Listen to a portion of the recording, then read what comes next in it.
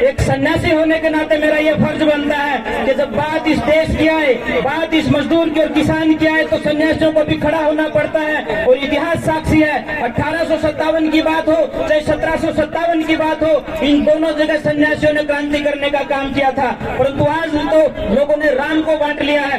एक राम हमारा राम है जो इस किसान का राम है। जब हल की मूठ को पकड़ता है किसान तो कहता है कि ले राम का नाम, एक वो राम है। और दूसरा राम इन राजनेताओं का है जो किसी के मंदिर मस्जिद को तोड़ने के लिए राम का नाम लेकर के उनके ऊपर चढ़ाई करते हैं। हमें अपने राम के ऊपर गर्व है, हमें उस राम के ऊपर गर्व है जो मर्यादा पुरुषोत्तम कहलाया, उस राम के ऊपर गर्व है जो अपने पिता के एक आदेश के ऊपर इस राजगद्दी को ठोकर मार करके चल पड़ता है और 14 साल तक उसको देखने का काम नहीं करता है। आज आवश्यकता इस बात के इन राजनेताओं के जलाशयों में आने की आवश्यकता नहीं है। अभी 3 दिन 4 दिन पहले भिवानी में एक रैली हुई है, बहुत थोड़े से लोग थे, जितने आप लोग बैठे इससे भी 400-500 कम लोग थे वहाँ। परंतु वहाँ अजय चौटाला ने जो बात कही है उसको आप लोगों को याद रखना चाहिए, खास करके किसान साथियों को।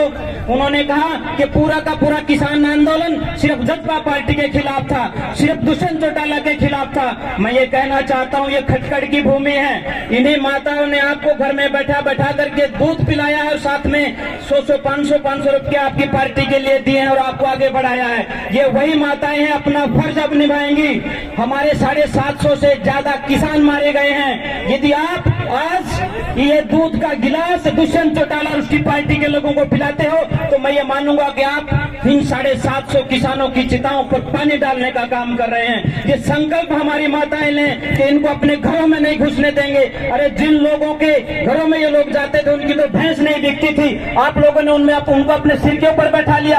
आज आवश्यकता इस बात की एक बात को समझने की है और इन राजनेताओं को इनकी औकात दिखाने की आवश्यकता है। इन राजनेताओं में ज्यादा दम नहीं होता, ये तो बंदर की तरह से होते हैं। एक बार आपने दहाड़ लगा दी तो छत से नीचे गिरने का काम करेंगे।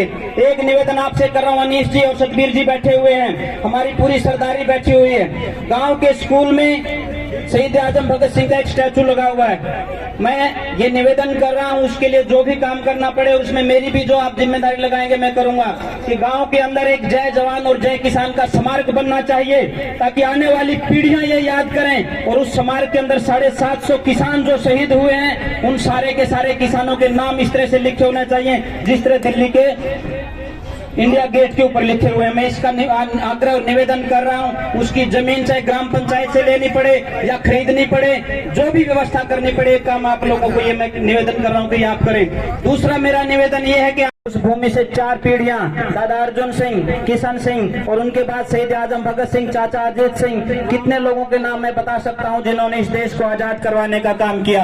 आज ये हमारी माताएं बैठी, इनको मैं संबोधित करते हुए कहना चाहता हूं, आपका ये योगदान इतिहास के स्वर्णिम पन्नों के ऊपर लिखा जाएगा। जब इस सरकार के काले कारनामों के करतूतों को उजागर किया जाएगा तब आपके ये स्वर्णिम पन्ने सामने आएंगे कि हमारी माताएं इन सरकार बेरहम सरकारों की गोलियों के सामने डट करके खड़ी हो गई और इन्होंने कहा कि यदि आपको गोलियां चलानी है तो हमारे सीने के ऊपर गोलियां चलाइए, हमारे बुजुर्गों को, हमारे बेटों को हम कुछ नहीं होने देंगे।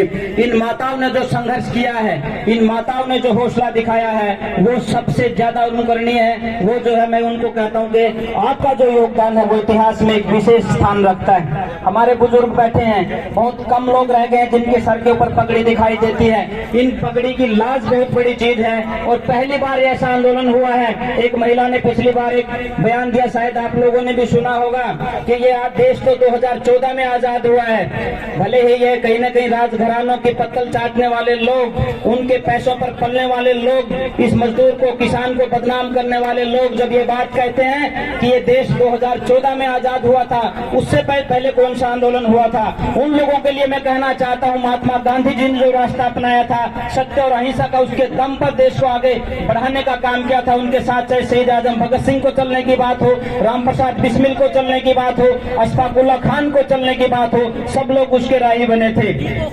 मैं कहना यह चाहता हूं कि जो ये आंदोलन चला था इसमें भी कहीं किसी साथियों ने कोई बंदूक नहीं चलाई, परंतु अहिंसा और सत्य के मार्ग पर चलकर अपनी ताकत के दम पर इस किसान ने ये दिखा दिया कि तानाशाही सरकारों को झुकाने का काम यदि कोई कर सकता है इस देश में वर्तमान समय में तो ये मजदूर और किसान कर सकता है, इसके अलावा किसी के पास ताकत नहीं है। और सरकारों को, आप लोगों को ये चैलेंज करना पड़ेगा कि अब हवाएं ही करेंगी रोशनी का फैसला। अब हवाएं ही करेंगे रोशनी का फैसला, जिस दिए में तेल होगा वही दिया जल जाएगा। अब तो आमने सामने की टक्कर है सरकारों के साथ। जो भाई अनीश जी ने कहा कि कुछ लोगों ने इनके ऊपर लेबल लगा दिया कि ये कांग्रेस के लोग हैं, मैं ये कहना चाहता हूँ, कांग्रेस तो छोड़ दीजिए, आप लोगों के ऊपर नहीं, इन माताओं के ऊपर आरोप लगाए गए कि ये पाकिस्तानी, इनके ऊपर आरोप लगाए गए कि ये आतंकवादी, इनके ऊपर आरोप लगाए गए कि ये चाइना के पैसे के दम पर बैठी हुई हैं। जो माताएं अपने घर में बैठ करके वहां से आते समय एक डोलू के अंदर दूध लेकर के इस आंदोलन में शामिल होती थी, 4 रोटी अपने साथ बांध करके लेकर के आती थी, उनके ऊपर इन राजनेताओं ने आरोप लगाए कि ये पाकिस्तानी, ये चाइना के पैसे के ऊपर पल रहे हैं।